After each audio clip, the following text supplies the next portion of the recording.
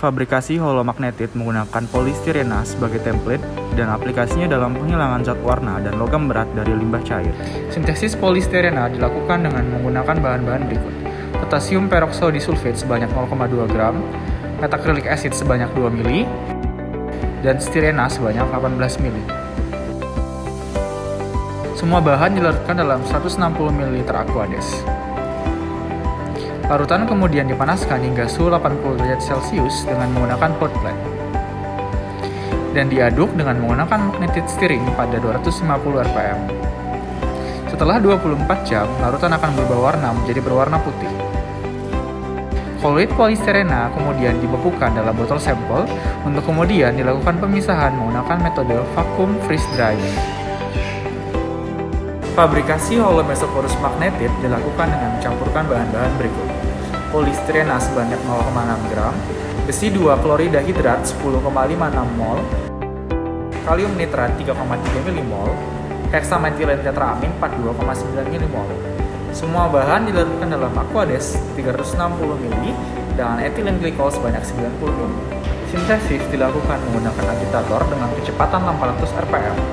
Pemanasan dilakukan hingga mencapai suhu 80 derajat Celcius dengan sonikasi. Setelah 3 jam, reaksi dihentikan dan larutan akan berubah menjadi berwarna hitam. Kemudian dilakukan pemisahan partikel dengan larutannya menggunakan centrifuge. Lalu dilakukan pencucian partikel dengan aqueous sebanyak 2 kali siklus. Partikel yang telah dipisahkan kemudian dipindahkan ke dalam cawan Petri. Padatan yang mengandung air kemudian dipanaskan pada suhu 70 derajat Celcius hingga matanya total.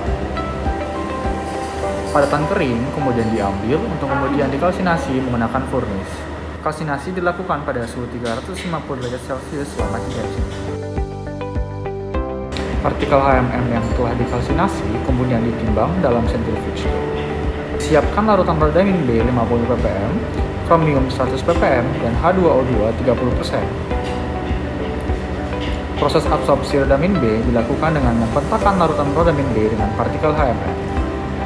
Selain itu, degradasi rodamin B dilakukan dengan menambahkan H2O2 30% sebanyak 1%.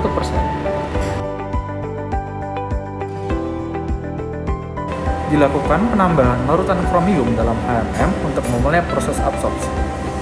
Percobaan absorpsi dan degradasi dilakukan menggunakan water shaking bed dengan kontrol suhu.